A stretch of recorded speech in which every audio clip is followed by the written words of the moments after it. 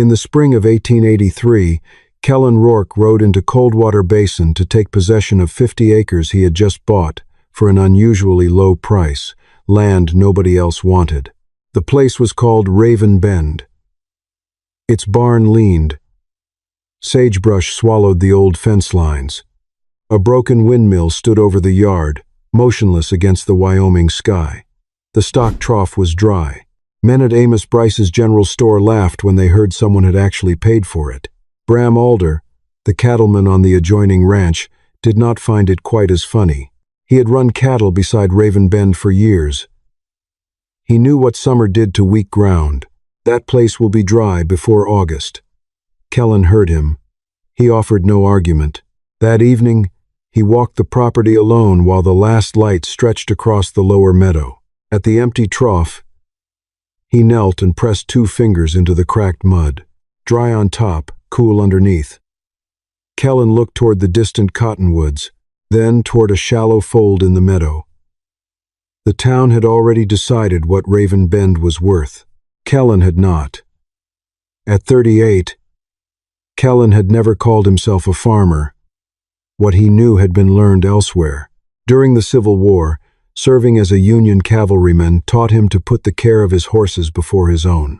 Afterward, years as a teamster taught him to haul freight, mend wagon gear, raise rough corrals, repair simple pump linkages, and sleep beneath an open sky when no shelter waited ahead. More important, he learned to read country. On long freight runs, water determined the route long before courage did. That was why Raven Bend interested him. The farm lay below a western ridge.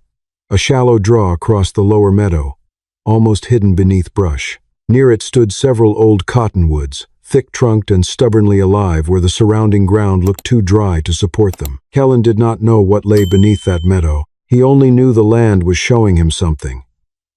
That evening, he removed the saddle from his mare, Juniper, and loosened the reins. He expected her to walk toward the shallow well. She did not. Juniper crossed the yard, past the dry trough, and headed directly toward the lower meadow. Kellan watched her go. Then he followed. Raven Bend had not always looked abandoned. For nearly 30 years, it belonged to Abel Tern, a homesteader who had cut hay, repaired fences, and kept its ditches open with his own hands. Age changed that slowly. A damaged hip made long days harder. Failing eyesight followed. Ditches filled with silt. Fence rails fell. The pump went without repair.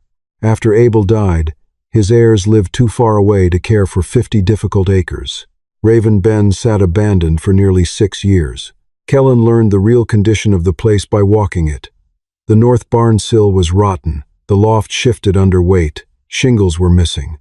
The garden wall had opened in 2 places, and damp earth had pushed through one corner of the root cellar. At the well, Kellan lowered the bucket until the rope was nearly spent. What came back barely covered the bottom. Later, crossing the lower meadow, he noticed sandstone showing beneath the sod. Several flat stones formed a line too straight to dismiss. He marked the place and moved on. Inside the barn, a rusted horseshoe still hung from one of Abel's pegs. The peg had worked loose. Kellan drove it tight. He left the horseshoe where it was. The first week stripped away whatever confidence 50 acres had given him on paper. Kellan cut rabbit brush until his shoulders burned.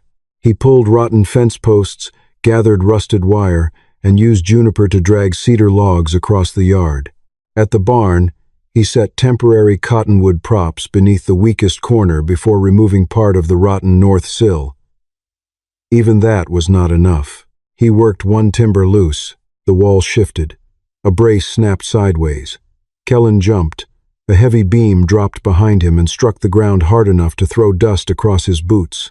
For several seconds, he stayed where he had landed. Blood ran from a scrape across his palm. Then he studied the wall again. He did not remove another board. Instead, he spent the rest of the afternoon adding props and bracing the entire corner before touching the damaged sill again. Bram passed along the boundary fence near sundown and stopped his horse. "Looks like you're repairing a corpse one piece at a time." Kellan drove another wedge beneath a brace. One piece is what I can afford." Bram rode on. Kellan sat briefly in the dirt, opened his bleeding hand, then closed it around the hammer again. The next timber stayed exactly where it belonged. By the second week, Raven Bend had become a subject wherever men had time to talk. At Amos Bryce's general store, customers discussed the failing well. At the livery, they wondered how long one man could keep 50 acres fenced. Even outside the Sunday meeting house, Kellan's purchase drew quiet predictions. Bram gave the clearest one. The shallow well would not survive summer. Raven Bend had no dependable water, and no man working alone could rebuild a farm while hauling barrels every day. He'll be hauling water by August and gone by the first hard freeze. The sentence traveled easily. Kellan heard it himself one afternoon while buying square nails from Amos. He said nothing. Amos weighed the nails, checked the store ledger, then counted Kellan's change onto the counter. After the land purchase, seed, food, tools, and the first repair supplies, Kellan had $43.60 left. He counted the coins once.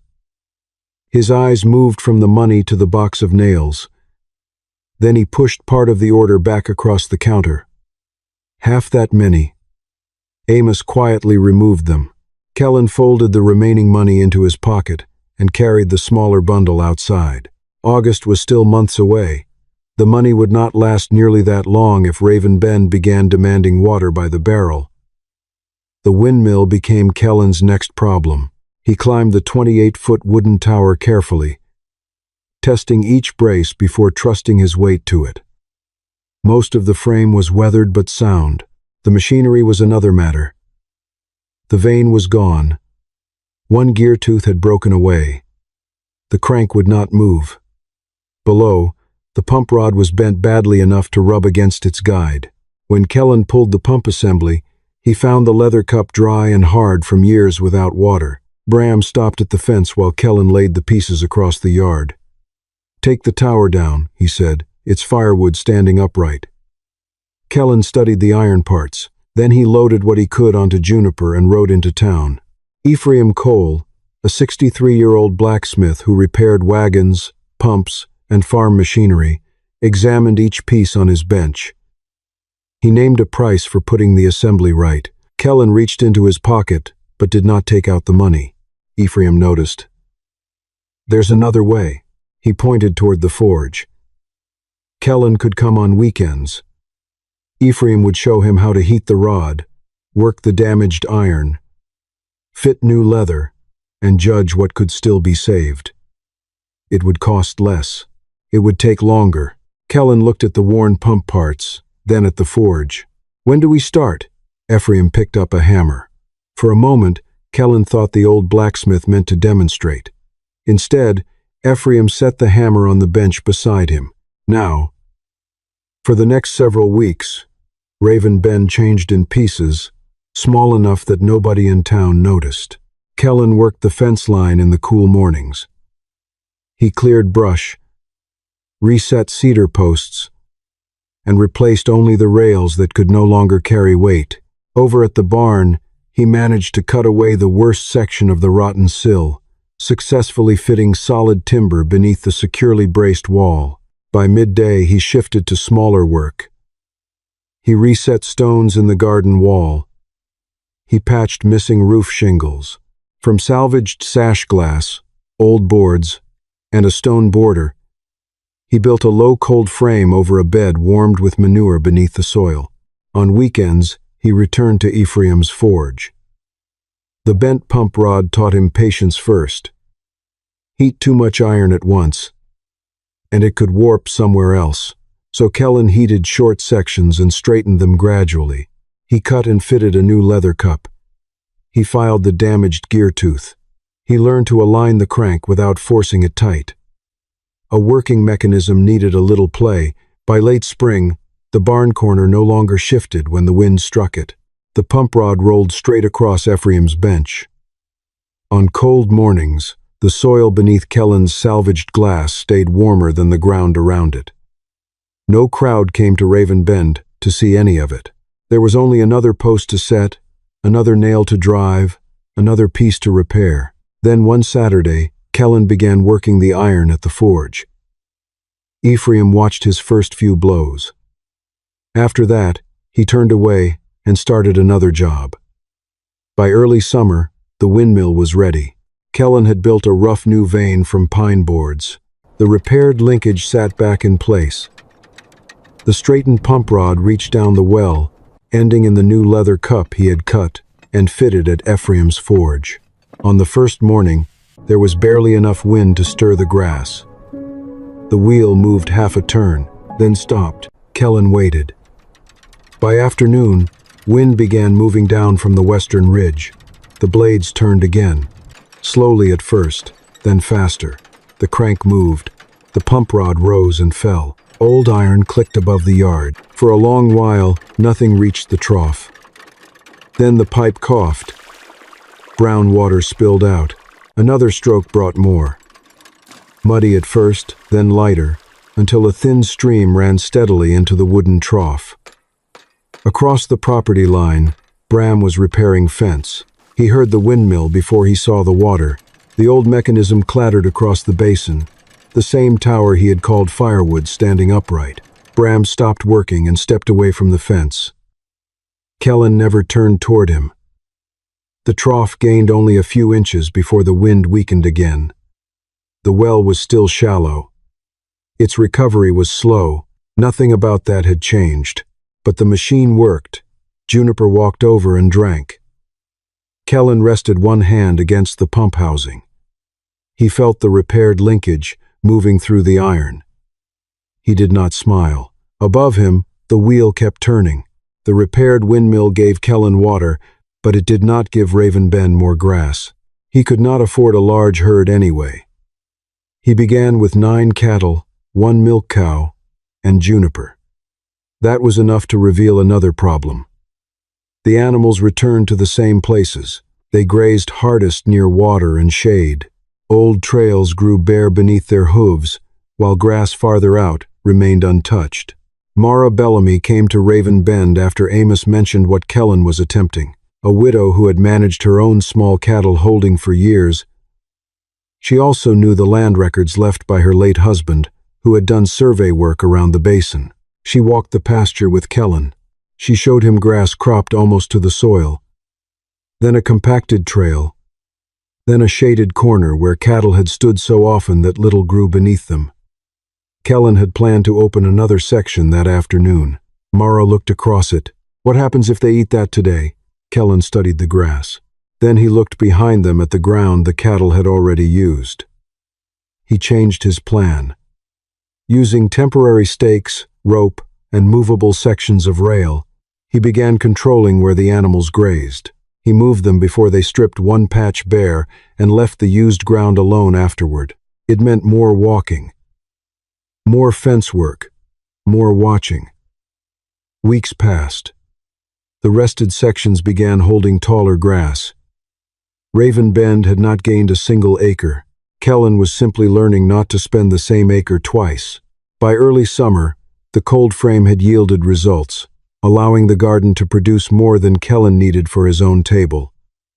Onions came first, followed by beans, cabbage, and turnips. The harvest was modest, but Kellan knew something most farmers around Coldwater Basin had little reason to think about. He knew the freight road.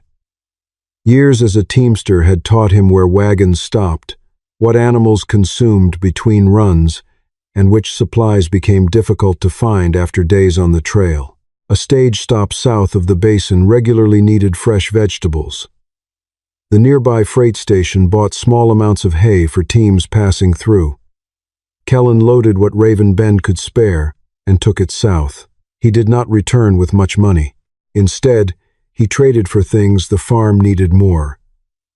Salt, lamp oil, seed, another bundle of square nails. When he stopped at Amos Bryce's store afterward, nobody treated the trip as a great success. 9 cattle and a wagon load of vegetables were hardly enough to change anyone's opinion of Raven Bend. Kellan did not need them to. For the first time since buying the property, Something had gone out through the gate and returned as supplies instead of another expense.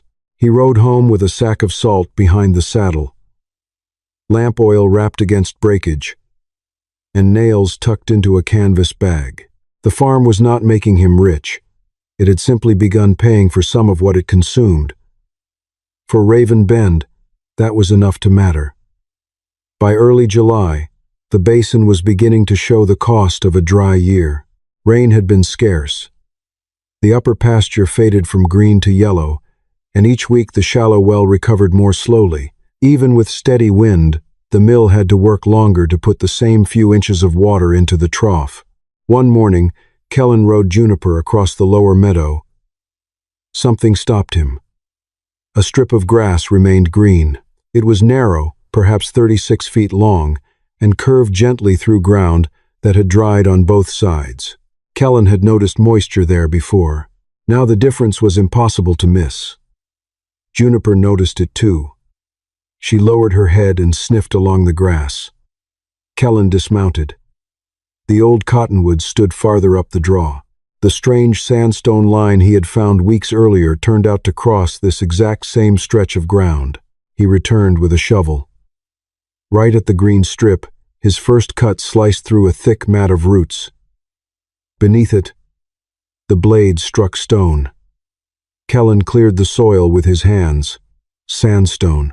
He moved several feet down the green strip and dug again. Another flat slab, then another. They followed the same gentle curve. Kellan knelt and worked his fingers beneath the edge of the first stone. It was heavier than it looked. He loosened the soil, lifted carefully, and rolled the slab aside. The surrounding ground was dry and warm. The underside of the stone was cold, and beneath it, the earth was still damp. Kellan made the mistake because the first sign looked promising. Water was there. He could see moisture gathering beneath the sandstone, and the simplest answer seemed obvious.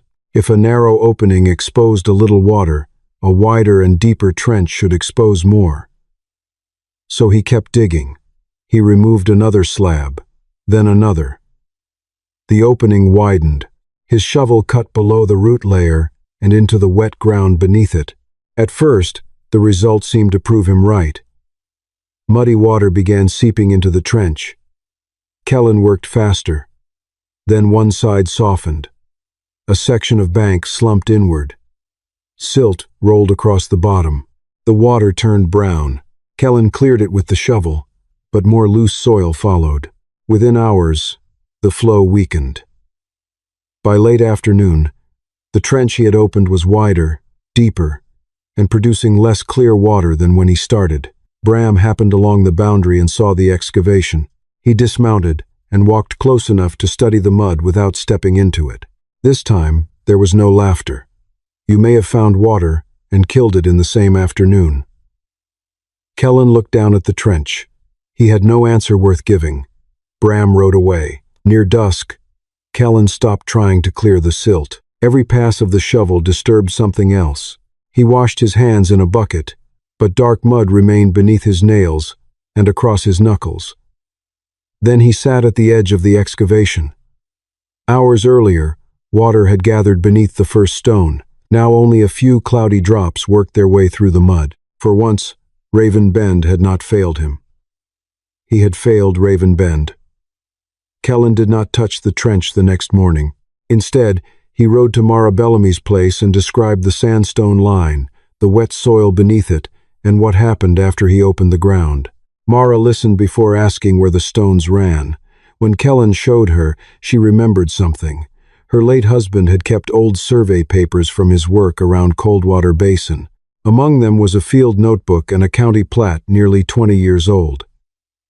They spread both across her kitchen table. Near Raven Bend, faded pencil marked a shallow drainage as wet draw.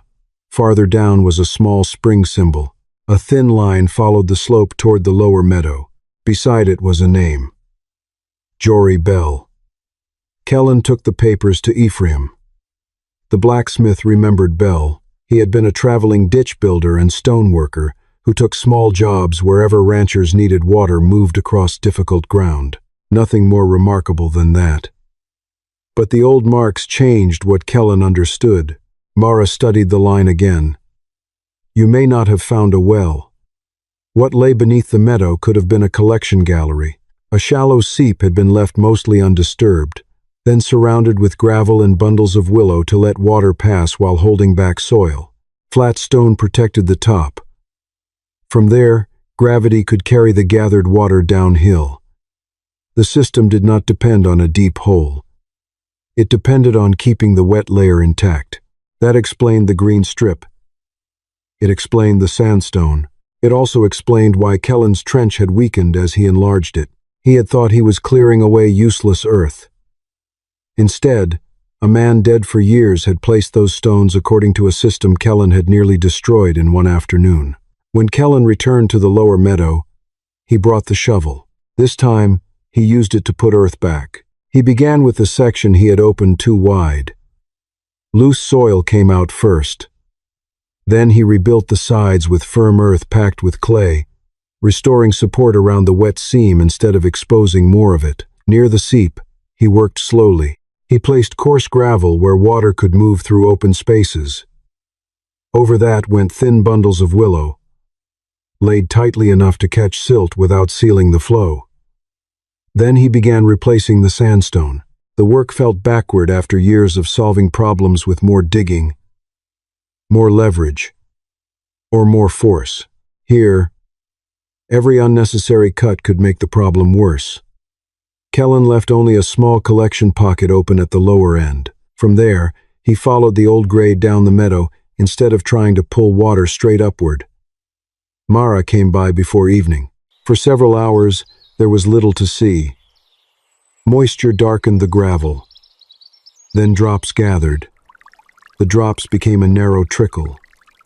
This time, the water carried less mud. Mara crouched beside the collection pocket. The stones aren't making water, she said. They're keeping what's already here from disappearing into the mud. Kellan watched the clear thread collect below them. He had spent weeks learning how to make iron move again. The meadow required a different lesson. Sometimes the right repair meant disturbing less. Before leaving, Kellan fitted the final sandstone slab back over the seep. His muddy hand rested on its surface for a moment. Then he covered the stone with earth. The water continued moving underneath. Once the seep was gathering clean water again, Kellan followed the old grade farther downhill. He found the remains of the buried line a few inches below the surface. Some cedar sections had rotted until they collapsed under his fingers. Others had survived well enough in the damp soil to show how they had once been fitted. The original work was too damaged to copy piece for piece. Kellan stopped trying. What mattered was the principle. Gather the water above. Let sediment settle. Carry the cleaner water downhill. Keep the line covered from heat, hooves, and debris. Near the collection gallery, he shaped a shallow settling pocket. Farther down, he fitted new cedar trough sections where the ground allowed it. Where timber would not sit properly, he built narrow channels from flat stone. At the joints, cloth coated with warm pine pitch helped close the gaps. He checked the fall carefully before covering each section with earth. The line finally reached a stock tank in the lower pasture. At first, nothing happened. Kellan walked back uphill, checking every connection. Then he heard it. Water. A thin stream slipped from the outlet and struck the bottom of the tank. It was not much, but it kept coming. Above the farm, the windmill wheel stood completely still in the quiet afternoon. No crank moved, no pump rod worked, yet the tank was filling. The cattle began gathering nearby. Kellan stayed beside the outlet and listened. For the first time since he had come to Raven Bend, water was moving across the farm without wind, a bucket, or his own strength. For several days, the buried line worked well enough that Kellan began to trust it. Then the stream weakened.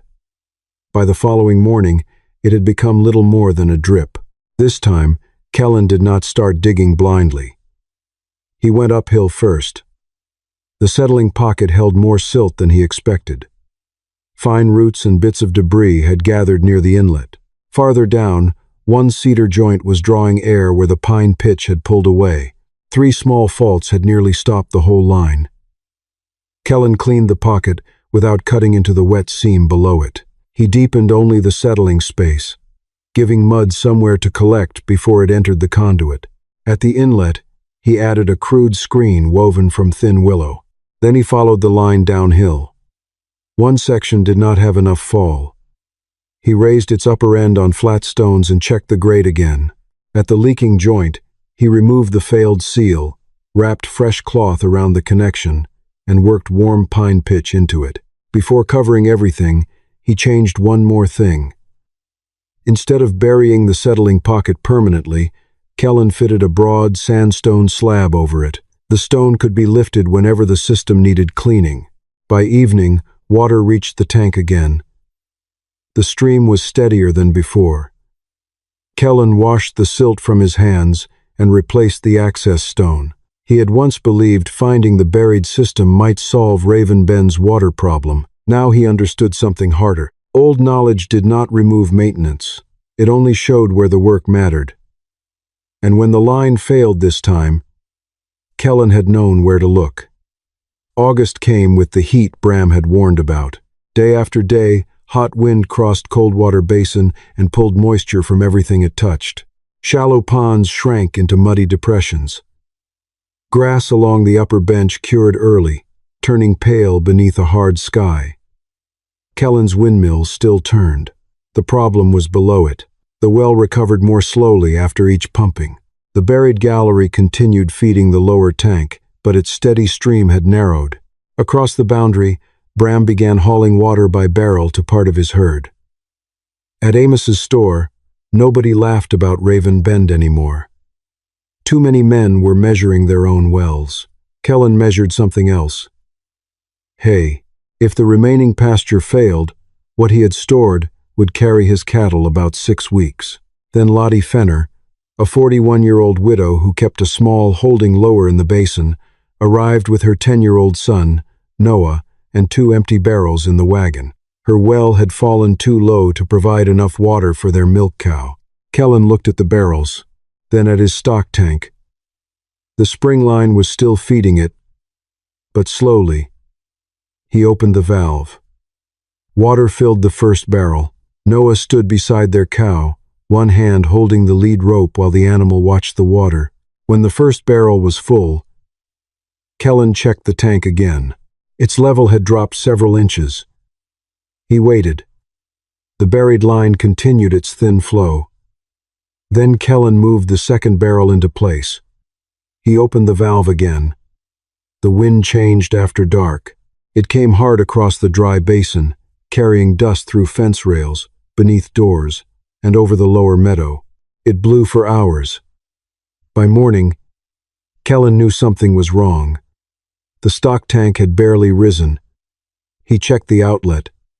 Drip. Nothing. Another drip. The cattle were already gathering. Kellan moved fast. He climbed to the collection gallery and lifted the sandstone access cover. Fine dust and silt had packed into the settling pocket. He cleared it by hand, cleaned the willow screen, and waited. The outlet did not recover. He checked the inlet. Clear. The joint below it. Sound. He followed the buried line downhill, opening only the places he needed. Still nothing. Then he found it. A section of soil had settled during the dry spell. The conduit had dropped with it. The grade that once carried water steadily downhill now sagged before rising again. Water had collected inside. Air was trapped beyond it. The line could no longer pull properly. Kellan looked toward the herd. One steer pushed its muzzle into the trough and struck a horn against the dry wood. The sound stopped him for half a second. He had heard animals search for water before, on cavalry trails where a bad calculation could cost more than a day's travel. Then he moved again. If he opened the entire buried line, the repair could take hours, maybe longer. The August sun was already climbing.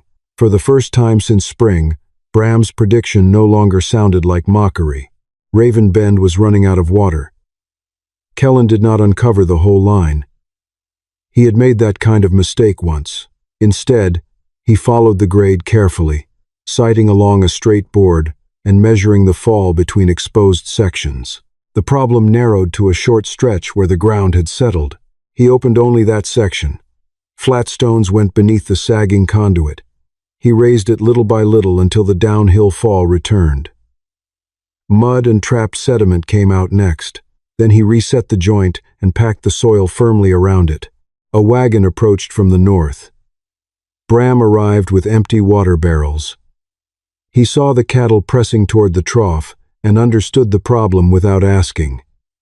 He did not offer advice. He simply opened the gate, moved the herd away from the excavation, and kept them there while Kellan worked. At the collection pocket, Kellan added a low stone lip against wind-blown dust, then strengthened the willow screen with brush. He returned to the outlet. Nothing. Then a drop fell. Another followed. A thin thread appeared. It strengthened into a narrow, steady stream. Water struck the bottom of the trough. Kellan waited. The stream held. An hour later, it was still running. By afternoon, the cattle had drunk, and the tank was slowly gaining again. The heat did not break. The drought did not end. That was what made the answer matter. The system worked, while the basin was still trying to empty it. Bram released the last steer and walked to the outlet. He crouched beside the flowing water and held 2 fingers beneath it. Then he looked toward the buried sandstone line.